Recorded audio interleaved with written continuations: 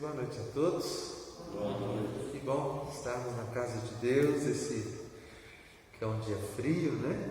Novembro, parece julho. A Poliana disse hoje, Flávio, está parecendo julho, mas é mais um dia que o Senhor fez, mais um dia que o Senhor fez, e mais um dia que o Senhor fez e nos deu o privilégio de viver esse dia. Então nós precisamos nos alegrar no Senhor, tirar aquela coberta do guarda-roupa, tirar aquela canjiquinha do armário e colocar para fora uma voz de adoração a Deus, Ele que é o dono da vida em todo tempo, em todo instante, em todas as circunstâncias. Vamos abrir a Bíblia para a gente começar o nosso culto já lendo a Bíblia, e nós vamos ler o Salmo 63 e vamos ler de forma responsiva.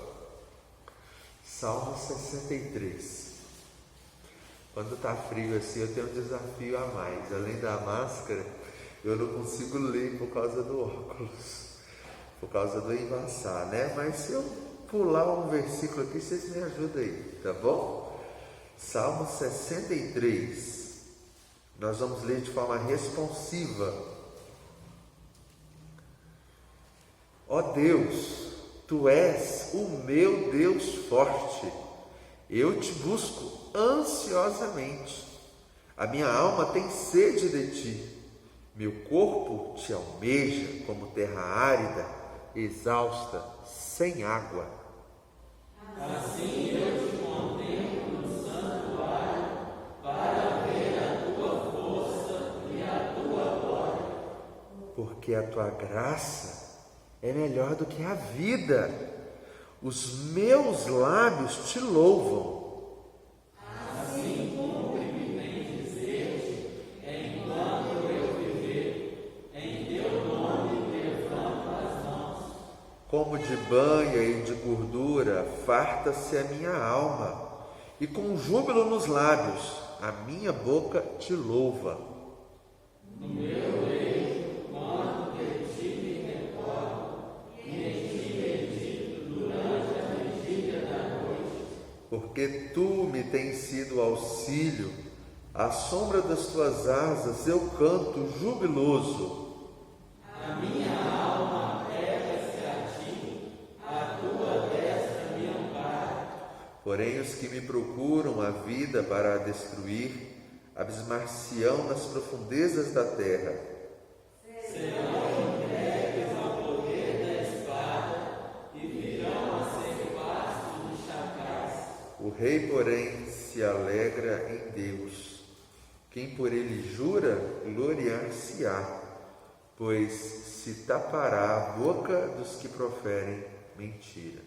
Vamos adorar a Deus com uma oração de louvor e gratidão por esse momento especial. Vou pedir a nossa irmã Beth para nos conduzir nessa oração, por favor, Beth.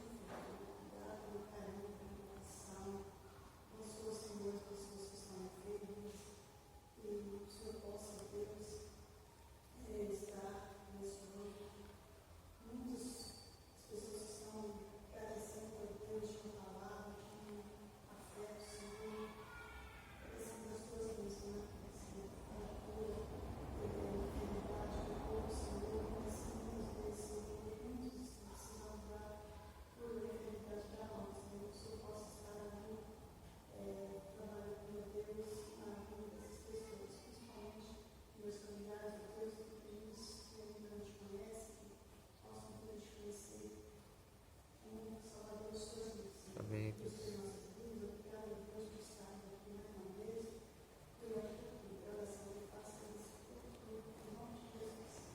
Amém. Amém. Irmãos, vamos cantar? Vamos cantar o hino número 10 do nosso cenário. Hino número 10. Cantar para a glória e louvor de Jesus.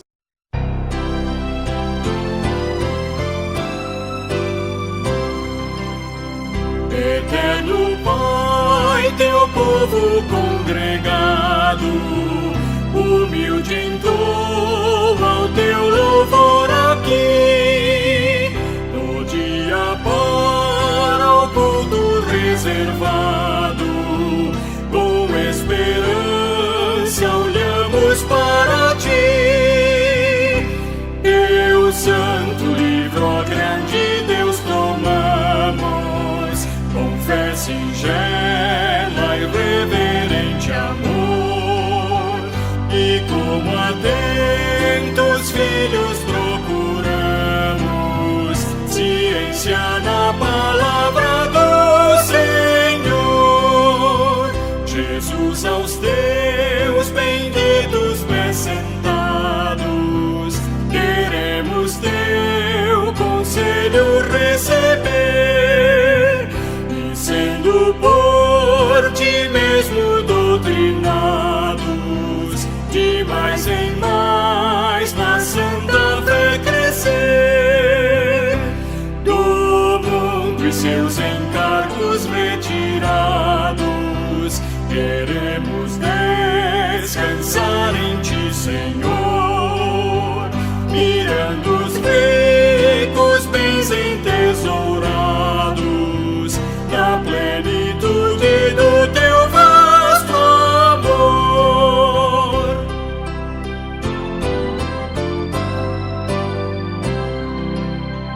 Ensina aos teus Espírito divino, dissipa as trevas destes corações, e com a luz do teu celeste ensino, vem aclarar as tuas instruções.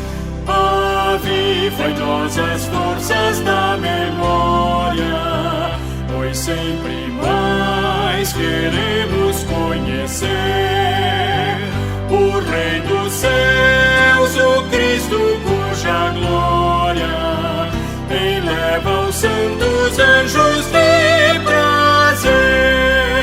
Amém.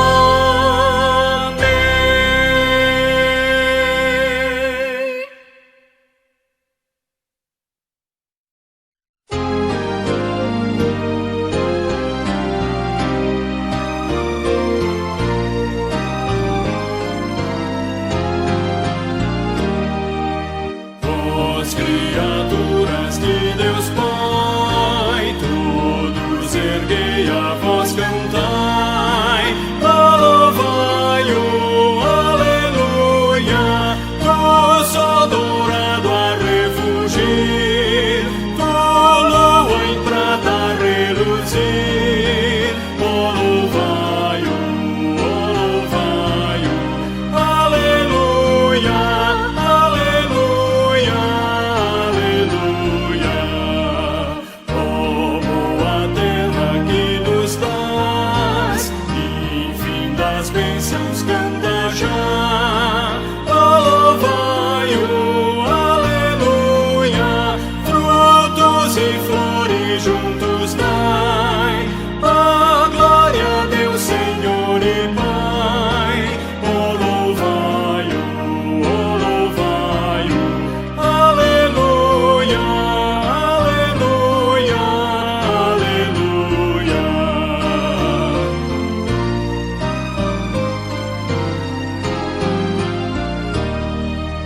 Vós, homens sábios e de bem, a todos proclamai também, louvai-o, aleluia, louvar ao Filho, glória ao Pai, e ao Santo Espírito louvai, louvai-o, aleluia, aleluia, aleluia.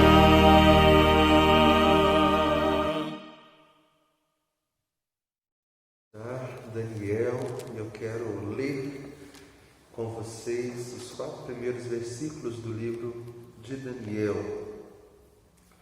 Queria de antemão dizer a vocês que eu vou separar o livro de Daniel em 2 estudos. O de hoje nós vamos abordar a pessoa do Daniel e de seus amigos e vamos falar da importância que ele tem na história bíblica como alguém que nos incentiva a viver conforme a vontade de Deus. Porque o livro de Daniel é um livro profético, mas que tem muito da história, tem uma história dentro dele, né? Então nós vamos tratar um pouco sobre essa história. Mas o livro de Daniel, como eu disse, ele é profético, ele aponta para frente, para coisas que estavam além. Então, na próxima semana, se Deus nos permitir chegar lá, nós iremos estudar a questão profética de Daniel, principalmente usando ali o capítulo 2, né? A profecia do capítulo 2, ela é repetida em vários outros capítulos com símbolos diferentes. Então, se Deus nos der vida e saúde, nós iremos expor então essa segunda parte em Daniel. Hoje eu quero falar sobre o tema Daniel vivendo no mundo sem pertencer ao mundo. E quero ler com você Daniel 1 a 4. Diz assim o texto da palavra de Deus. No ano 3º do reinado de Jeoaquim, rei de Judá, veio Nabucodonosor, rei da Babilônia, a Jerusalém e a sitiou. O Senhor lhe entregou nas mãos a Jeoaquim, rei de Judá, e alguns dos utensílios da casa de Deus. A estes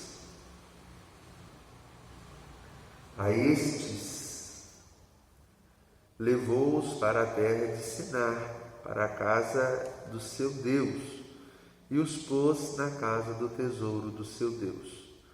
Disse o rei Aspenaz, chefe dos seus eunucos, que trouxesse alguns dos filhos de Israel, tanto da linhagem real como dos nobres, jovens, sem nenhum defeito, de boa aparência, instruídos em toda sabedoria e doutos em ciência, versados no conhecimento e que fossem competentes para assistirem no palácio do rei e lhes ensinasse a cultura e a língua dos caldeus. Muito bom, irmãos. Eu já disse isso aqui há algumas semanas, quando Israel foi invadida por Nabucodonosor. Na verdade, houve 3 empreitadas contra Israel. A primeira, que levou muitos nobres e muitos jovens filhos de nobres de linhagem real. E neste primeiro momento, foi levado à Babilônia Daniel e os seus amigos, que nós tanto conhecemos. Me chama a atenção no texto que eu acabei de ler, o versículo 2 diz que o Senhor entregou. A Bíblia diz que o Senhor entregou nas mãos de Nabucodonosor, o rei de Judá, e também alguns utensílios da casa do Senhor. E, pelo contexto, nós podemos entender que a vida daqueles jovens tinha um propósito de Deus quando eles foram levados para a Babilônia. Algumas pessoas chegam para mim e falam o seguinte: pastor, eles foram lá para a Babilônia e aprenderam tudo lá, de cultura, de sabedoria. Não. Se você ler o texto com um pouco mais de atenção, você vai perceber que os jovens que foram selecionados para estar no palácio já eram jovens cultos, cheios de sabedoria, cheios de entendimento. Eram aqueles jovens que tinham capacidade. Eles foram selecionados e dentro desses jovens, Daniel e seus amigos, e foram colocados no palácio para aprender uma nova cultura, uma nova linguagem, uma nova forma de pensar. Então eles foram aprender, foram se educar, sim, mas é uma nova forma de pensamento, porque em Jerusalém eles já eram jovens conhecidos pela sua sabedoria, pelo seu entendimento, pela sua inteligência e pela sua capacidade. Daniel estava no meio desses jovens, e a Bíblia vai contar a história de que Daniel, ele se juntou a 3 amigos. A Bíblia, inclusive, dá o nome desses 3 amigos e depois o nome dos 4, Daniel e os 3, esses nomes são alterados. Nós conhecemos o texto e nós sabemos, por exemplo, que o primeiro capítulo eles já tiveram um grande desafio, porque no palácio eles foram convidados a participar de refeições e de costumes que naquele momento eles entenderam que eram contra o propósito de Deus. E por isso eles não deveriam comer aquelas carnes que eram sacrificadas a ídolos. Fizeram então um acordo, iriam comer apenas legumes. E comendo apenas os legumes, eles foram os jovens considerados mais fortes, mais bonitos, e os jovens também cheios de sabedoria, cheios de entendimento. Capítulo 2, nós temos uma crise, porque o rei teve uma visão, um sonho noturno, e ele queria que o sonho fosse ali entendido. Ele entendeu que aquilo era uma visão, e ninguém podia revelar o sonho ao rei, até que Daniel chegou diante do rei, contou para ele o sonho que ele teve, porque esse era um desafio, e contou para o rei o que o sonho significava. Nós vamos tratar desse sonho semana que vem. Capítulo 3, o rei resolve construir uma estátua imensa a respeito dele mesmo, talvez baseado no sonho do capítulo 2, uma estátua de 27 metros aproximadamente, e mandou todo mundo se curvar diante da estátua.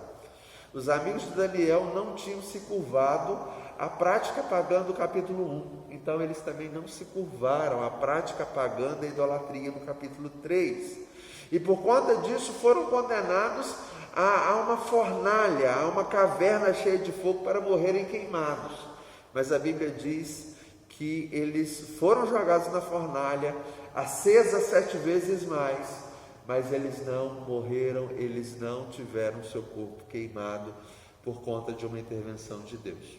Capítulo 6, agora é um outro rei, talvez o terceiro rei, depois da ida de Daniel àquele palácio, àquela circunstância, e ele então, por orar, há ali uma conspiração para que Daniel pudesse ser levado a juízo, e eles então falam, ninguém pode orar a não ser falar com o rei, mas Daniel continua orando, e por conta disso o rei é obrigado a jogá-lo agora num buraco, numa cova cheia de leões, e os leões naquela noite passaram fome porque Deus protegeu Daniel. No capítulo anterior, que é o capítulo 5, nós vemos o rei anterior a Dário, posterior a Nabucodonosor, que é um rei que resolve dar um banquete, cheio de orgulho, usando as coisas da casa de Deus de forma imprópria, e por conta disso há uma condenação àquele rei. Naquela mesma noite o reino é tirado da Babilônia e é entregue aos medo-persas. Irmãos, o livro de Daniel é um livro muito especial. Nosso problema é que a gente tem facilidade em ler os 6 primeiros capítulos e dificuldade de ler os outros capítulos, mas ele é um livro fascinante, ele é um livro muito especial. Essa primeira parte, eu creio que o autor deseja nos ensinar sobre como viver nesse mundo com todas as dificuldades que nós temos ao nosso redor. Você já se sentiu não pertencente a esse mundo, sendo cristão? Tendo seus costumes totalmente diferentes, aquilo que é normal e desejável ao seu coração é totalmente anormal ao mundo? É anormal as outras pessoas adorar a Deus, obedecer a Deus. O normal hoje é viver uma vida de adultério, é viver uma vida de prostituição, é viver uma vida de amor ao dinheiro, uma vida de mentira, uma vida de inveja. E nós estamos aqui ensinando totalmente o contrário. Nós estamos aqui ensinando que nós devemos estar satisfeitos em Deus, que nós precisamos não ter lábios mentirosos, que nós devemos preservar a nossa vida, o nosso casamento, a nossa saúde na família. Nós somos contra a cultura. A 8ª igreja de Belo Horizonte, ela ministrou um congresso alguns dias atrás. Não, me perdoe, ele não chegou a ser ministrado, porque na semana do congresso, acho que 4 ou 5 pastores ficaram com Covid e não teve como fazer. Mas eu gostei foi do tema, a questão é o tema. O tema que eles escolheram é famílias importam. E talvez para você e para nós isso é tão normal, né? Não, pastor, é lógico, família é importante. Mas para a sociedade as pessoas dizem assim: eu caso hoje, se não der certo, eu descaso. O que ela está dizendo? Família importa? Não. Esse é o normal do mundo. Eu dirigi um casamento há um tempo atrás e preguei a palavra, ensinei os preceitos da palavra, e depois de muito tempo a pessoa que está com a vida errada chegou para mim e falou assim: isso aí ninguém vive, inclusive os pastores. Eu achei curioso, porque parece que ela conhece minha vida. Será que conhece?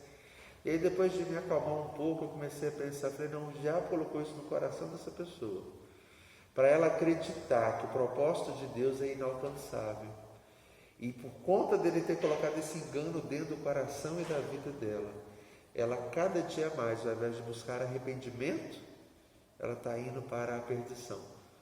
Já foi professor de escola dominical? Já foi professor de escola dominical? É muito triste isso. É muito triste quando nós percebemos que o comum no mundo não é aquilo que Deus nos colocou para viver, e aí nós somos tão contra a cultura. É tão difícil viver no mundo piedosamente. Inclusive Paulo disse que se alguém quer viver piedosamente vai sofrer o quê? Alguém lembra? Perseguição. E foi exatamente isso, irmãos. Essa é exatamente a história de Daniel e os seus amigos. Ele era nobre, ele era alguém das escalas altas lá do rei, mas ele foi levado como escravo. Mas o que nós podemos aprender em Daniel é que Daniel nunca deixou de servir a Deus, nunca deixou de amar a Deus, nunca deixou, apesar da sua riqueza que ele tinha anterior, e apesar de toda a aflição que ele estava passando longe da sua terra, ele nunca deixou de servir a Deus. E nós podemos aprender muito a respeito de Daniel, como viver esse mundo vencendo as coisas terríveis que há no mundo e preservando a nossa vida com Deus. Eu separei 4 lições. A primeira dela é buscando boas amizades. Você já percebeu que tudo que é de Deus tem relação com pessoas juntas? Adoração é para ser feita em comunidade, as pessoas precisam se ajuntar. Alegrei-me quando me disseram vamos, não é vou, mas é vamos todo mundo, vamos à casa do Senhor. Porque a Bíblia tem um ensinamento que viver em comunidade, um ajuda o outro. E nós em comunidade estamos juntos não para ficar apontando os dedos aos erros dos outros, uma vez que todos nós temos os nossos erros, mas é a possibilidade de todos nós aprendermos juntos, num ambiente de Deus, para crescermos e desenvolvermos juntos.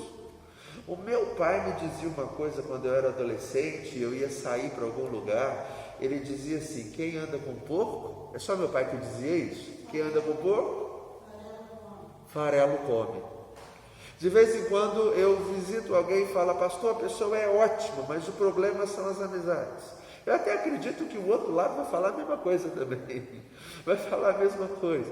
E o que ajudou Daniel, tão longe de casa, tão longe do sacerdote, tão longe da sua igreja, tão longe da sua comunidade, preservar a sua fé? Ele se juntou com pessoas que tinham o mesmo propósito. É por isso que a Bíblia, irmãos, ela continuamente nos ensina que nós devemos tomar cuidado em termos relacionamentos mistos. E quando eu falo relacionamentos mistos, eu não estou falando apenas do casamento. Eu estou falando que quando você vai fazer uma negociação com alguém que não tem o mesmo princípio que você tem que pensar 10 vezes.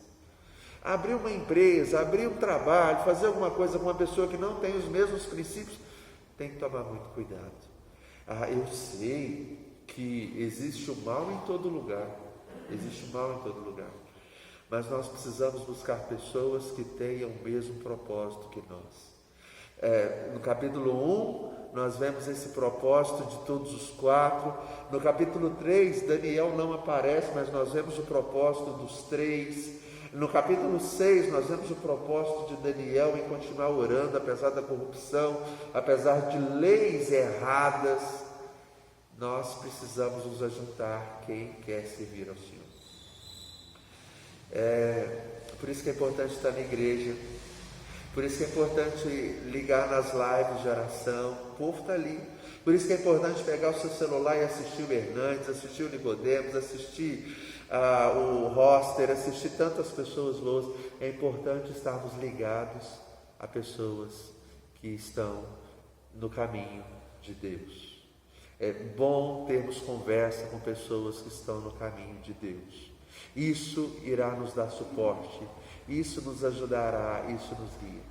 Eu estudei 4 anos no seminário e nós sempre falamos isso. Eu já ouvi isso de outros cursos também. O meu era o curso de teologia, mas de vez em quando, eu não sei se é a experiência aqui dos irmãos que já fizeram faculdade presencial, o corredor costuma ensinar mais do que a sala de aula. Era assim também, Eves? Ou não? Era assim também, Raíssa? Aquelas conversas que a gente tem sobre prova, às vezes ensinava mais do que a própria aula. E isso acontece no meu caso acontecia muito. Eu aprendi muita coisa nos corredores. E quando um professor, então, ao invés de ir para a sala dos professores, ele ia para o corredor bater papo com a gente, era ali que nós aprendíamos. Eu acho que 90% do meu curso foi ali. Bênção demais. Boas amizades, boas referências, ouvir pessoas que querem o nosso bem. Esse é o primeiro ensinamento para vivermos e enfrentarmos as aflições desse mundo e as dificuldades desse mundo que jaz do maligno. A segunda é que Daniel se consagrou a Deus junto com seus amigos. Capítulo 1, nós percebemos esse voto deles: nós não vamos nos contaminar com a consagração. Obrigado, querido, Deus te abençoe. Está gravando? Tá. Obrigado. Isso tudo é consagração. Consagrar nossa vida a Deus é quando você pega o melhor da sua vida para Jesus. E consagrar é assim, não tem como nós consagrarmos metade da vida, porque vida é vida, vida é vida. Então, ou é tudo de Deus, ou nada de Deus. Por isso que a Bíblia diz que nós devemos amar a Deus de todo o coração, com todas as nossas forças, de todo o entendimento. É tudo. Então, Daniel, ele caminhou nessa ideia de consagração a Deus, inclusive correndo o risco da própria vida. E eu acho maravilhoso, porque ele vai chegar no capítulo 1 e vai dizer: não, nós vamos comer cenoura. Irmão, você imagina o que são jovens de 16 anos, num ambiente regado a picanha, costela, tudo que é gostoso. E eles falam assim: não, nós vamos comer cenoura, nós vamos comer aipo, nós vamos comer chuchu. As pessoas dizem assim: pastor, é fácil consagrar a vida a Deus. Não é. Porque a gente tem que abrir mão de muita coisa que é prazerosa temporariamente, para usufruirmos de uma alegria que é eterna. E é assim mesmo, é abrir mão de muitas coisas desse mundo para receber o melhor. Eles se consagraram ao Senhor. Por favor, não estou falando que comer carne é pecado não, tá bom? Não estou falando isso não. Só estou querendo dizer que naquela circunstância a consagração era essa. E eles fizeram isso. Capítulo 3, quando era para se ajoelhar diante de uma estátua, os amigos de Daniel falaram: nós não vamos nos ajoelhar. E aí o rei falou: se vocês não se ajoelharem, vocês vão morrer queimados. E eu quero ver o Deus que vai tirar vocês das minhas mãos. E eles responderam o seguinte: a gente não sabe se Deus quer tirar ou se Deus quer colocar, mas nós não vamos nos dobrar. O que é isso, irmãos? Consagração. Eu não abro mão da minha convicção de seguir a Deus, e de amar a Deus segundo a vontade dele. Quer viver nesse mundo? Não é fazendo concessões na sua vida, é tendo uma vida consagrada a Deus. Fazer concessões não é bom.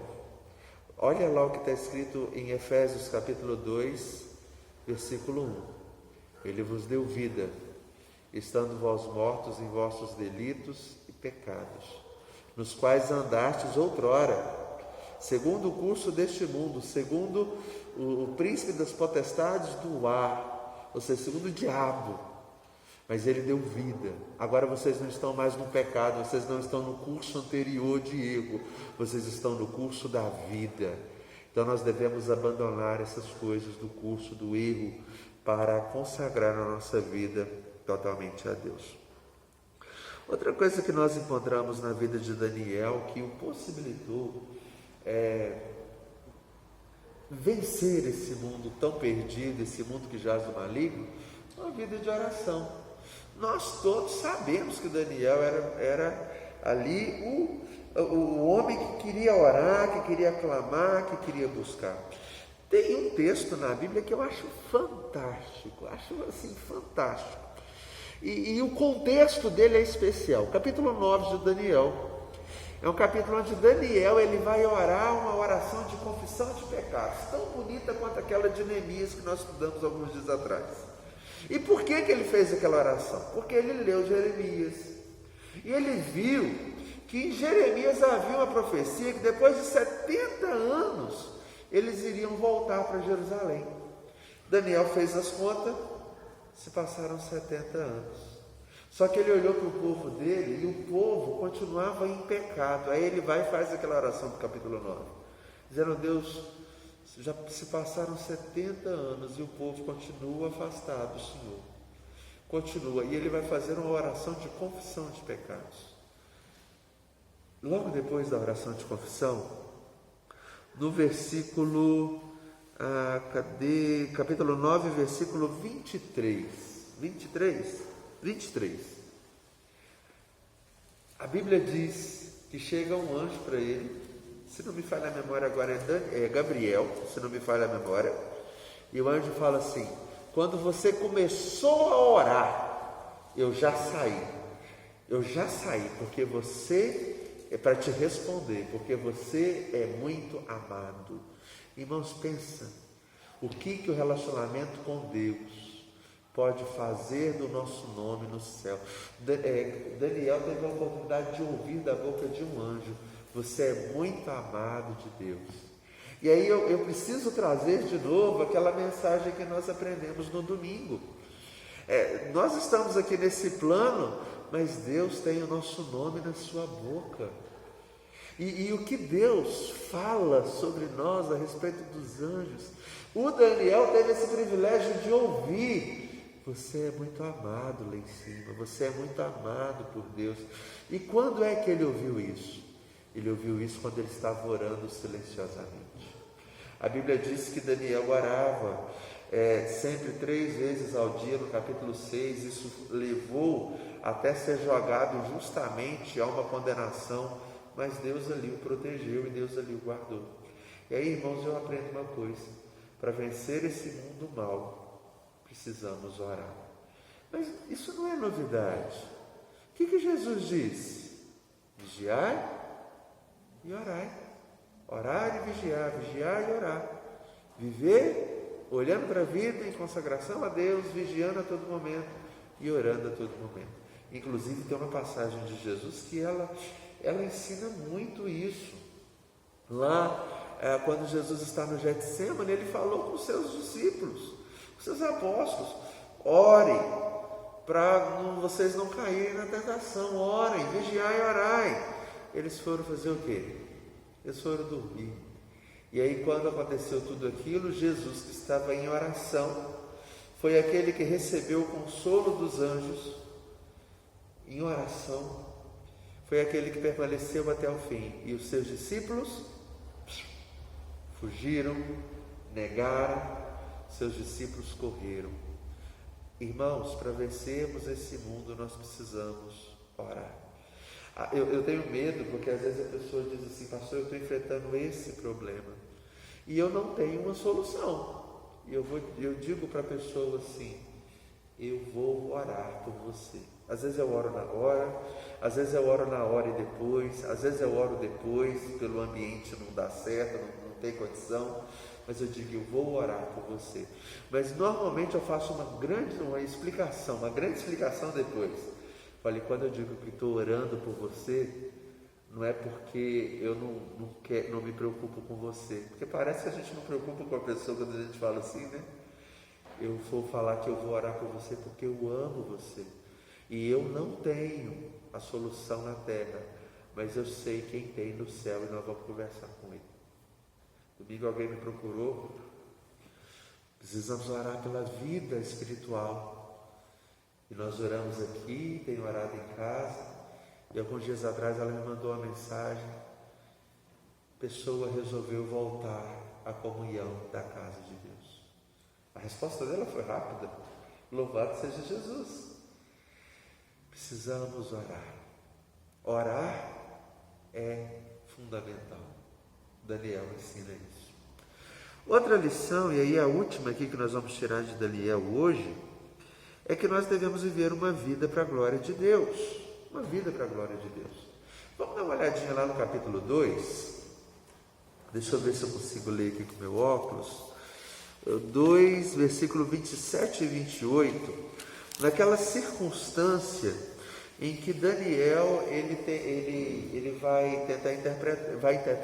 interpretar o sonho do rei. E ele vai dizer assim, versículo 27 e 28, vai sem o óculos.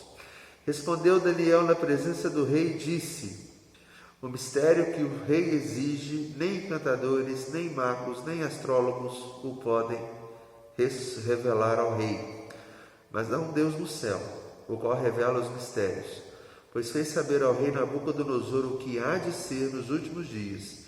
O teu sonho e as visões da tua cabeça, quando estavas no teu leito, são essas. Sabe uma coisa que eu acho fenomenal em Daniel? É que sempre que ele é colocado numa situação para fazer a vontade de Deus, e são coisas assim que chamam muita atenção dos homens, ele interpretar um sonho, ele dizer o que a outra pessoa sonhou, os amigos de Daniel também saírem de um buraco em chamas 7 vezes mais, e eles saem daquele buraco. Daniel que sai da cova dos leões, quando o Beltesazar dá aquela festa e chama o Daniel porque ele é o cara, e ele vai lá e diz: quem dá revelação não sou eu, é Deus. Me chama a atenção que Daniel sempre tem um foco de mostrar a glória de Deus. Ele sempre diz: eu sou o instrumento, quem está fazendo isso é Deus. Essa obra não é minha, essa obra é de Deus. Estou fazendo algo que pode ser considerado fantástico, mas não sou eu que estou fazendo, é Deus que está fazendo, eu sou apenas um porta-voz. Irmãos, para viver nesse mundo, nós vamos viver para a glória de Deus. Precisamos entender que a nossa vida, ela não é nossa. Nós podemos vivê-la, mas ela é de Deus. E essa vida para Deus, nós precisamos usar os nossos talentos, os nossos dons, usar os nossos recursos, usar o nosso tempo, usar o nosso suor, usar a nossa vida, usar tudo para a glória de Deus. As pessoas chegam para mim e dizem assim: Daniel era tão sábio, Daniel era tão inteligente, Daniel tinha tantos dons, que bom que ele usou tudo para a glória de Deus. Mas você também tem. Um celular na sua mão pode ser usado para a glória de Deus. A sua voz pode ser usada para a glória de Deus. A sua forma de vida, os seus assuntos, aquilo que você chama de seu, relacionado ao salário, relacionado ao tempo, relacionado à disposição, tudo isso pode ser usado para a glória de Deus. Você já percebeu que nós conhecemos aquela parábola dos talentos, porém, normalmente ela é uma parábola muito bonita para nós usarmos com as outras pessoas e nunca conosco mesmo, com a nossa vida mesmo. Vou dar um exemplo. A parábola fala que uma pessoa ganhou 5, o outro 3, o outro 1. E aquele que tinha 5 dobrou e ganhou 10. Aquele que tinha 3 dobrou e foi para 6. Aquele que tinha 1 enterrou o talento e não fez nada. Eu fico imaginando, se nós conhecemos aquela parábola, do dia 1º de janeiro de 2020 até o dia 31 de dezembro de 2020, nós precisamos ter dobrado tudo aquilo que Deus nos deu. Muitos chegam para mim e falam assim: 2020 foi um ano perdido. Mas por quê? Essas pessoas que falam isso normalmente é porque elas decidiram enterrar o seu ano, enterrar o seu talento. Se todas as coisas colaboram para o bem daqueles que amam a Deus, o ano 2020, eu acho que ele faz parte de todas as coisas. Será que nesse ano nós enterramos? Ou será que nesse ano nós frutificamos, crescemos, desenvolvemos, fomos bênção na vida de outros, fomos um consolo na vida de outros? Irmãos, a diferença entre enterrar e produzir é o nosso coração. Alguém viu 2 feijão na rua e chutou para lá. Outra pessoa, um senhorzinho que eu conheci, 90 anos, no alto da Taquara, lá no Ocidente, achou 2 grãozinhos de feijão e enterrou eles na casa deles. Era feijão amendoim. Cresceu, deu uma vagem, ele pegou aquelas vagens, colocou no chão de novo, plantou de novo, cresceu e deu mais, ele foi multiplicando. A última vez que eu estive na casa dele, ele já estava fazendo uma vasta colheita de feijão, de 2 carocinhos de feijão amendoim que ele achou, porque ele gostava daquele feijão. Ele não pegou o carocinho e falou assim, o caroço disse o seguinte: que saudade de comer o feijão, e jogou para trás. Falou: que vontade de comer feijão, eu vou plantar. E hoje, eu não sei se ele ainda é vivo, mas quando eu estava lá, ele comia o feijão que ele começou a comer, a começar de dois. Queridos irmãos, nós precisamos aprender a viver para a glória de Deus. A nossa contribuição que nós fazemos financeira é para a glória de Deus. O nosso tempo é para a glória de Deus. O nosso esforço é para a glória de Deus. Deve ser para a glória de Deus. O que nós falamos, como nós ajudamos, como nós nos envolvemos com as pessoas ao nosso lado, o tempo que nós usamos para o bem-estar da nossa família, seja apenas 2 em casa, ou seja uma casa com 5, tudo isso deve ser para a glória de Deus. Para a glória de Deus. E nós aprendemos isso na vida do Daniel. É tão bonito ver a Bíblia, não é? É tão bonito pegar esses princípios e trazer para a nossa vida e entender que cada instante do meu dia deve ser para a glória de Deus. Para a glória de Deus. Em Daniel nós encontramos algumas ações de Deus muito especiais. Primeiro, para aqueles servos consagrados, Deus deu sabedoria e Deus deu entendimento, inteligência. Deus deu saúde e sabedoria, é o que a gente encontra no capítulo 1. Servos consagrados a Deus, Deus tinha um propósito na vida deles, e Deus deu a saúde para eles passarem no teste, e Deus deu o entendimento para eles passarem naquele teste que dependia da vida deles. Então, consagre sua vida ao Senhor, e isso é especial. Deus não faz isso para você virar para Ele e Ele ser o bonzinho, não. Ele faz isso porque Ele te ama e Ele escolhe os seus. Ele age na vida dos seus de forma especial. Isso nós podemos ver na vida de Daniel. Nós podemos ver também que Deus foi para ele e seus amigos proteção e companhia, proteção do mal. E quando os amigos foram jogados lá na cova dos leões, lá na fornalha de fogo, jogamos 3, mas tem 4. A Bíblia diz que a teofania, a presença de Deus estava ali com eles. A Bíblia diz que Deus mandou um anjo fechar a boca do leão. Irmãos, nós podemos orar a Deus pedindo proteção para a nossa casa, proteção para os nossos filhos, proteção para o nosso casamento, para o nosso emprego, proteção para a nossa saúde. Podemos orar e clamar. Deus é aquele que distingue os seus piedosos e cuida deles de uma forma especial. E em último lugar, Deus é aquele que dá a palavra profética. Eu acho interessante que a palavra de Daniel, ela se cumpre. E ela se cumpre porque não é a palavra de Daniel, é a palavra de Deus. Capítulo 2 se cumpre.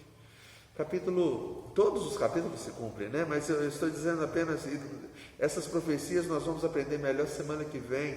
Mas no capítulo 4, o rei é meio soberbo e o Daniel fala assim, você vai para o pasto.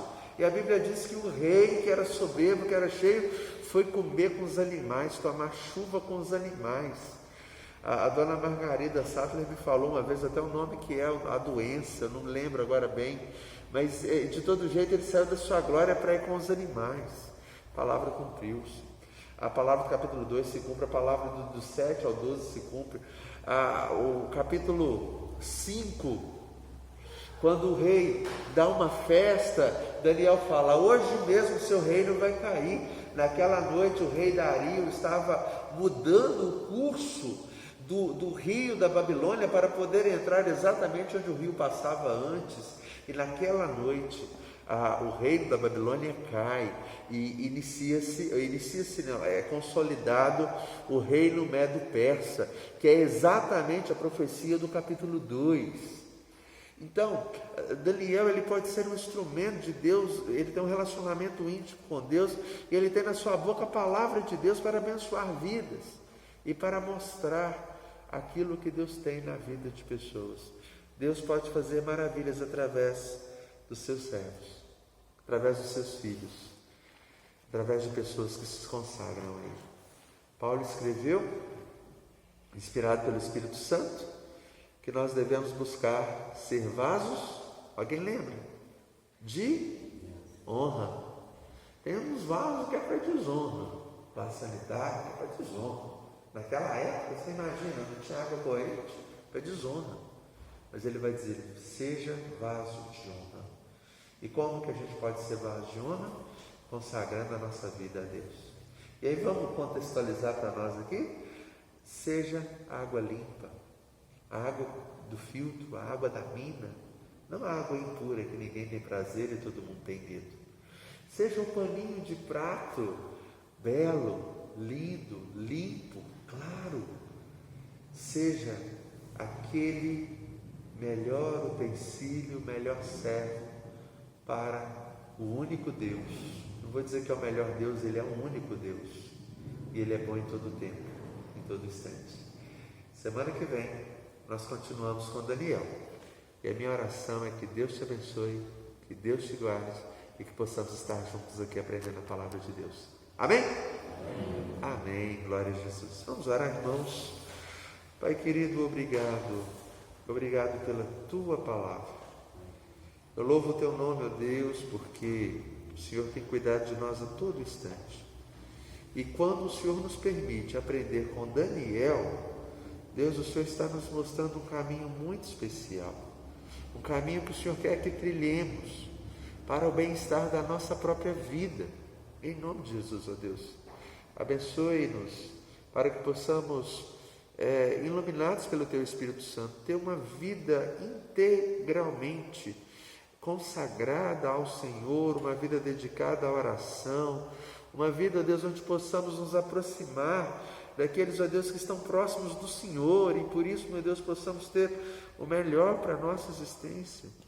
Em nome de Jesus, ó Pai, continua nos cobrindo com aquilo que nós precisamos relacionado à nossa saúde, relacionado, meu Deus, à proteção, relacionado, meu Deus, a nos fazer utensílios para a glória do Senhor.